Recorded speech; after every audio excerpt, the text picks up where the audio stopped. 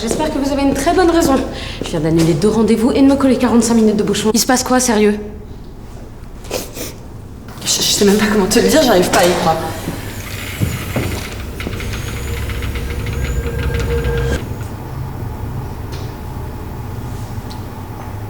C'est une blague. C'est une blague. C'est un mec qui dort, hein. C'est un mec qui dort. Clémentine a eu un accident. Elle veut rien me dire. Je sais même pas s'il est mort. Je savais pas qui d'autre appeler. Tu le sais, le sang, ça me met mal à l'aise. J'ai été aide-soignante 6 mois il y a 10 ans pendant nos études. Charlotte, maintenant je suis comptable, putain. Donc tu peux rien faire, hein? Ok. Tu veux un super diagnostic? Ben, il est tout froid. Tout bleu. Il n'y a pas de pouls. Si c'est ce que tu voulais entendre, oui, il est claqué, ça te va? Clem, tu peux nous expliquer ce qui s'est passé? Le GPS, il était en allemand, j'ai rien compris. Il a surgi de nulle part, j'ai rien pu faire. À chaque fois que je prenne ma bagnole, il y a un problème. Le pare-choc est foutu. On va finir en prison et je vais pas le supporter. Oh! C'est ma voiture, mais c'est ton cadavre, hein? C'est notre cadavre. J'y crois pas. Vous louez une maison 2 semaines en Croatie l'été dernier et vous m'appelez pas. Là, par contre, un plan cadavre dans le coffre. Bien sûr, on appelle Camille. Non mais attends, Camille, avec les enfants, on s'est dit que c'était pas trop possible. Et puis, t'étais pas en Bretagne, toi? Et puis c'était plus ambiance Ibiza qu'Hippo Park, quoi. Ah, mais maintenant que j'ai des enfants, hein, à part regarder Gulli faire de la pâte à modeler et bouffer des coquillettes, ma vie sociale est terminée. Non mais ok, j'ai note. On l'enterre dans une forêt. Mais non, rien du tout! Clémentine! Je t'héberge depuis des mois. Tu utilises plus ma bagnole que moi. J'ai même payé les frais de veto de ton con de chat parce que tu es incapable de travailler, ça suffit! Mais je peux pas bosser pendant ma thèse, tu le sais très bien. Mais c'est ta 2e thèse et ton 3e master, enfin! C'est plus des études là, c'est une énorme esquive! On se l'était promis juré. Et je me souviens très bien du pacte. C'était un dimanche matin, en hiver.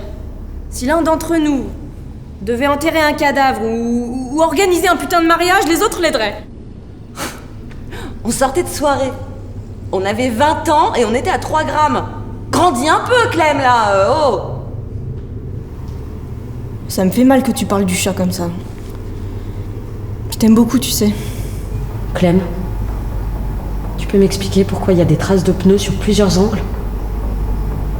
Il n'y a pas qu'un seul impact. Tu te fous de nous?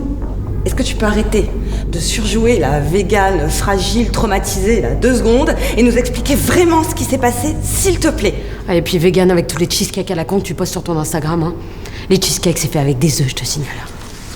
Je les mange pas. C'est pour les photos. Vous êtes super agressive, là. Mais on dirait que ça vous arrive jamais de déconner. Entre Madame Sourire, Super Maman, là. Je me suis toujours sentie comme une merde de toute façon. L'accident, Clémentine, est-ce que tu peux nous expliquer l'accident, s'il te plaît? Tes états d'âme, attends. Ouais, toi les états d'âme, c'est pas trop ton truc.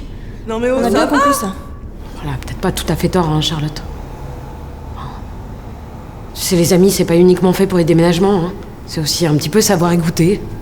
Quand t'as compris que j'allais voir un psy régulièrement, on aurait dit que je t'annonçais que j'avais une leucémie. Ah bah pardon, désolée, vraiment, je viens d'une famille où on n'a pas appris à se plaindre, voilà, on encaisse et on avance. Y a pas qu'à voir l'état de ta famille pour comprendre que tout refouler, c'est pas forcément la stratégie de l'année, hein. Mais ta gueule, Camille! Pardon, Charlotte, enfin... C'était pas méchant, en plus, tu sais que j'adore ta famille. Elle en a de la chance. Excuse-moi, ça fait 20 ans que je partage tes repas familiaux. Ambiance bien de droite. Hein, prendre des réflexions complètement inappropriées sur l'éducation de mes enfants ou sur mon manque d'ambition professionnelle. Mais personne t'oblige à venir. Quand c'était pour te défendre face à ta mère, tu disais pas ça. La sauveuse. Ça va, Camille a toujours été là quand on a besoin d'elle, hein. Toujours. T'as vu, on revient encore là-dessus. J'étais enceinte, Clem. Mon mec était à 2 doigts de me larguer. Tu sais que j'ai pas eu le choix, je devais quitter la coloc.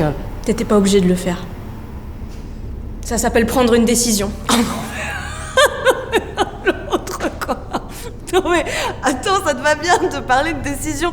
Tu prends une semaine pour choisir une housse de couette. J'ai des rideaux à carreaux bleus et une moquette beige, ok? C'est pas facile à accorder. Je suis vraiment désolée. J'y croyais à nos projets. Puis ça te fait pas arriver si vite comme ça.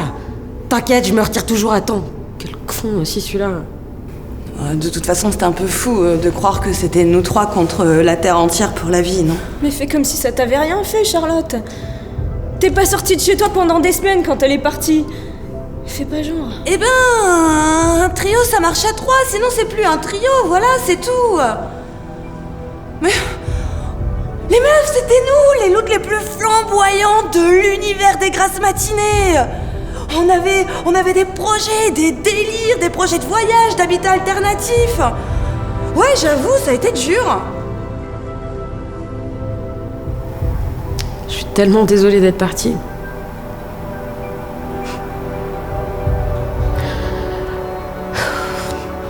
Vous me manquez beaucoup, les filles.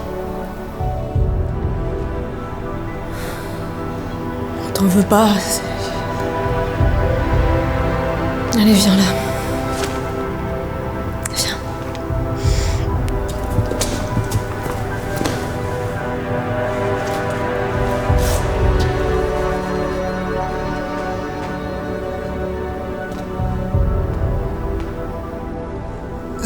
Excusez-moi. En fait, tout le monde s'en fout de moi. Tu vois, Clem, même un meurtre, tu le fais mal.